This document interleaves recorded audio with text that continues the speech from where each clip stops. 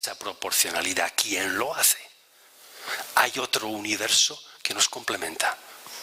¿Puede ser el ángel? Puede ser, ¿por qué no? Pero no tiene necesariamente por qué serlo.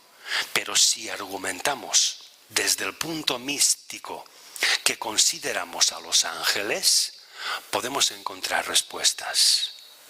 Y esto es lo que me propongo, si tenéis a bien escucharlo, en una próxima conferencia. Eloy, me gustaría preguntarte dos cosas.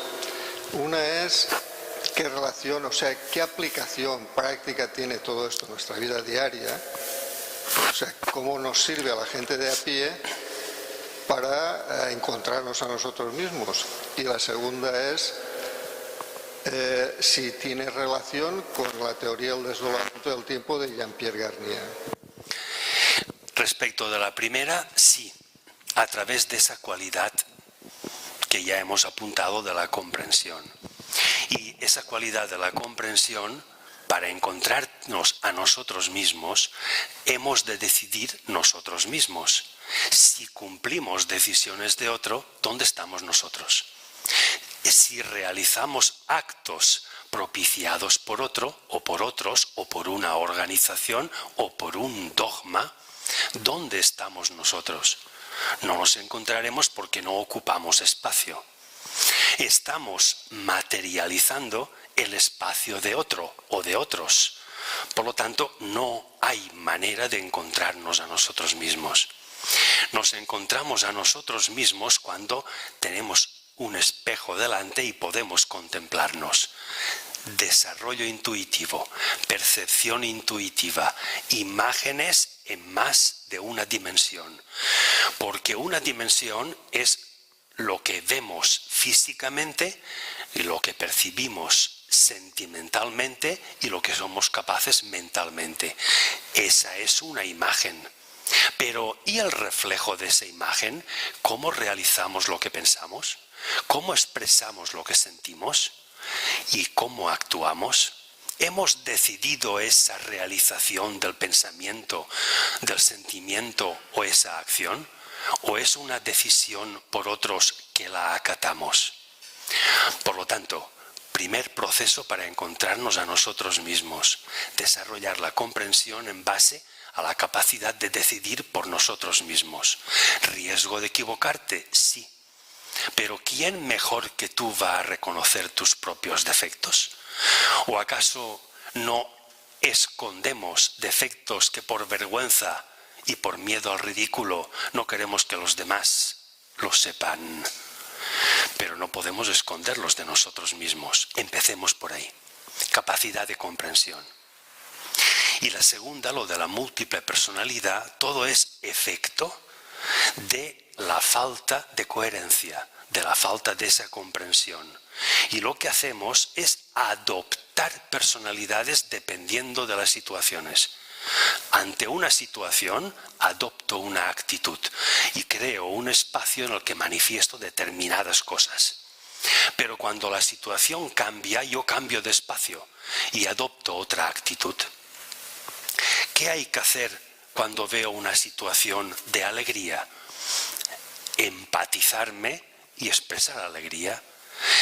¿Pero yo he decidido estar alegre? ¿O me empatizo y me sumo a la alegría medioambiental? ¿Qué hay que hacer en una situación de estrés? Me meto en un grupo de personas en la que hay tensión, hay estrés. ¿Me estreso? ¿O con mi propia paz soy capaz de absorber y diluir aquel estrés? Estas situaciones y estas capacidades, propiciadas por la falta de comprensión o por su existencia, propician que si es falta de comprensión, me desdoble en distintas personalidades dependiendo de las circunstancias en las que me veré envuelto en mi vida. Pero, en caso contrario, establezco una proporción y determino qué cantidad de alegría voy a tener en una situación de alegría y qué cantidad de estrés o de pena voy a expresar en otra situación penosa. Y cuando soy capaz de cuantificar un extremo y otro, ya no tengo dos o más personalidades. Soy yo mismo, soy el que soy y me manifiesto tal como soy, independientemente de mi medio externo. Es decir, independientemente de la circunstancia en la que me veo temporalmente inmerso. Por lo tanto, todo parece ser, que tenga como base la capacidad de decidir por mí mismo. ¿Que me equivoco? ¿Que no hago caso de aquel que dicen que emite palabra sagrada y hay que hacerle caso? Bien, pues voy a admitir mi propia equivocación, pero soy yo mismo quien va a decidir.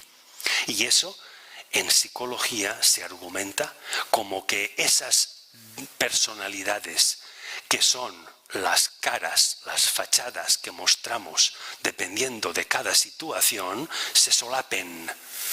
Ya tenéis aquí la coherencia, ya tenéis aquí la intersección, ya tenéis aquí la capacidad de la comprensión. A partir de ese momento no somos los mismos. Igual que si hemos comprendido algo, los que hemos entrado por esa puerta no podemos ser los mismos que los que saldremos.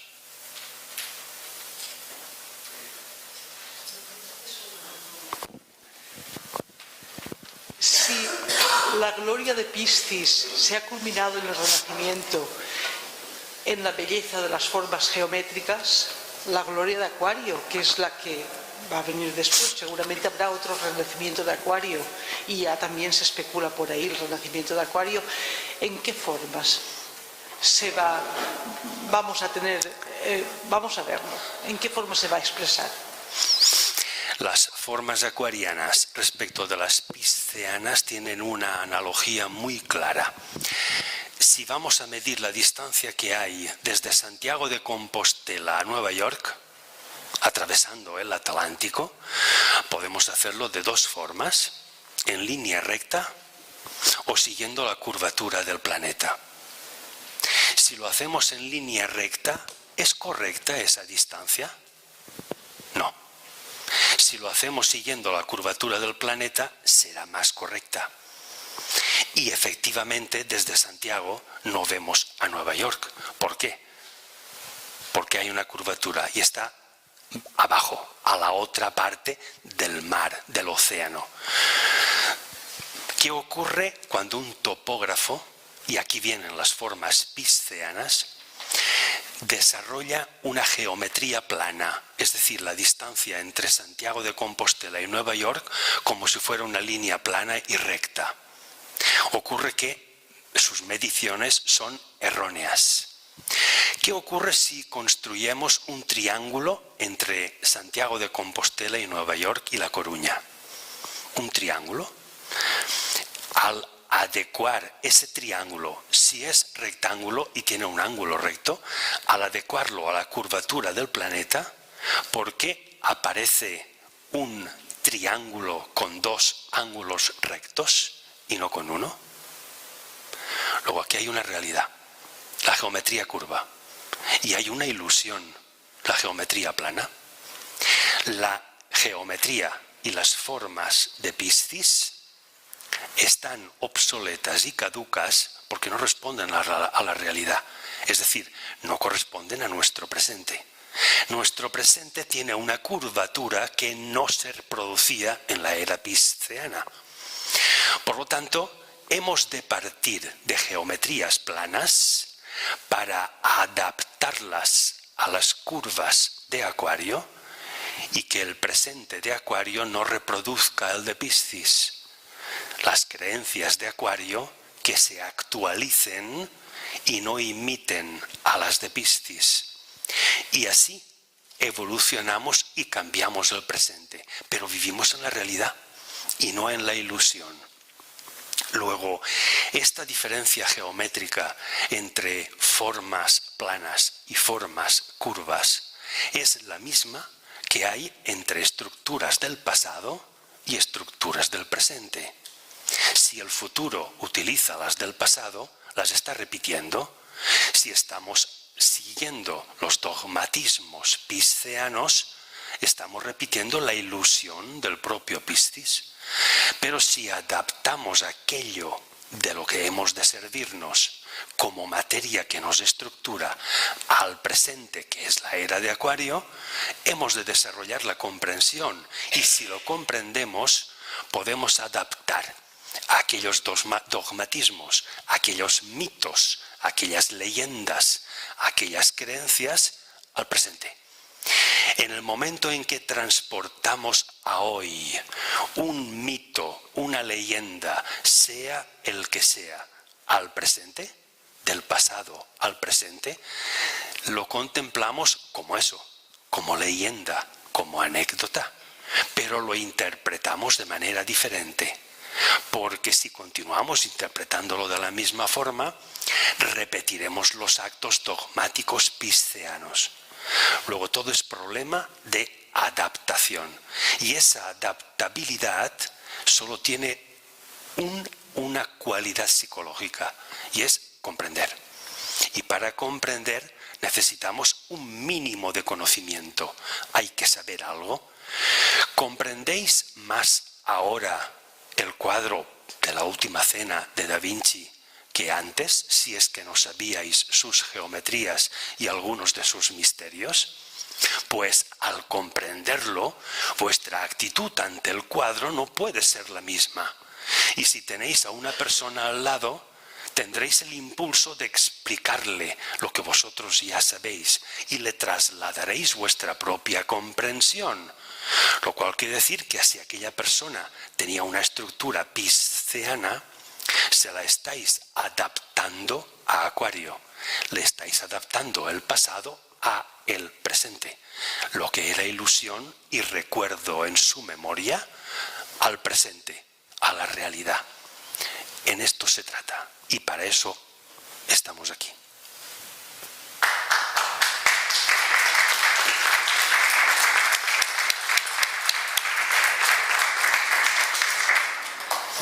Tenemos tiempo aún, si es que me concedéis el honor de estar a vuestra disposición.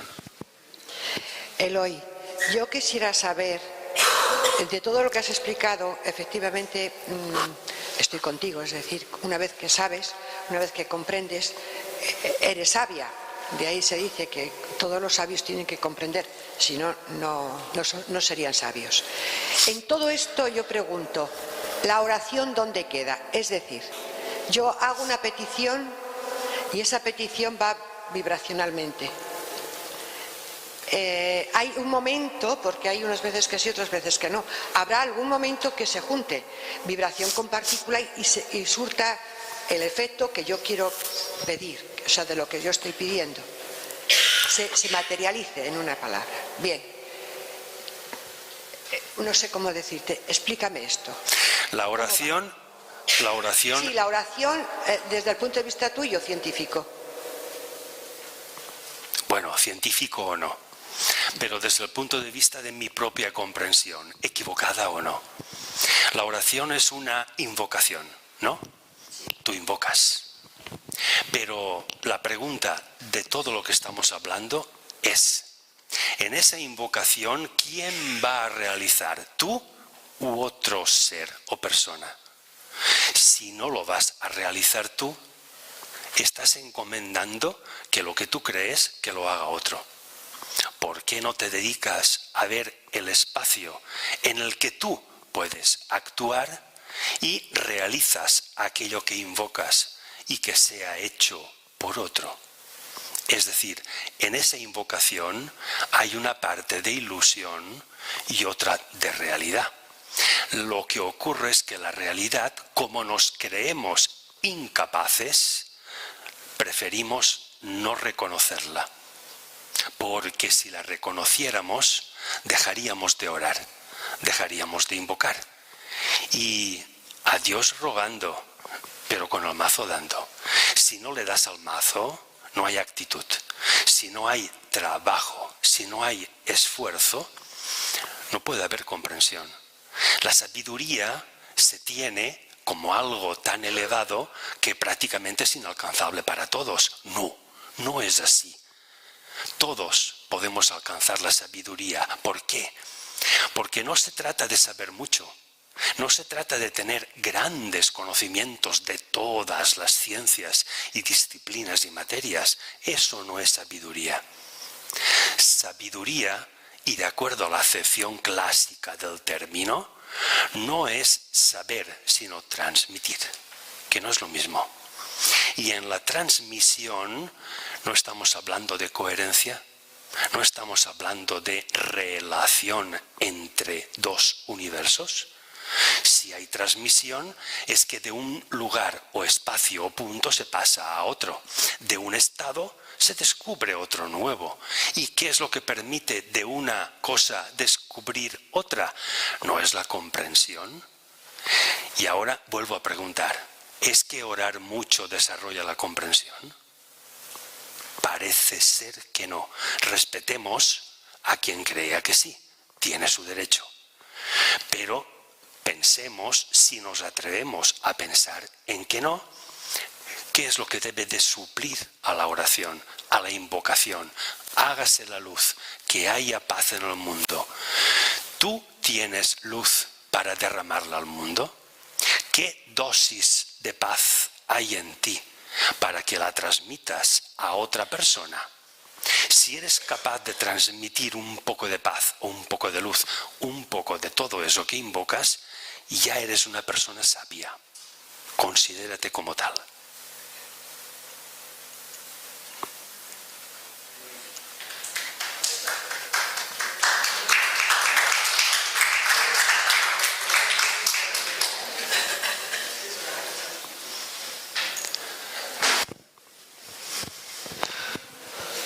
Bueno, ya no hay más preguntas. Bueno, pues le damos las gracias al profesor Eloi Millet por su magnífica exposición y os emplazamos para la próxima conferencia, que será el mes que viene, me parece, no recuerdo ahora la fecha exactamente. El 8 de febrero, si no recuerdo mal. El 8 de febrero, en el mismo lugar y a la misma hora. Muchas gracias. Muchas gracias a todos.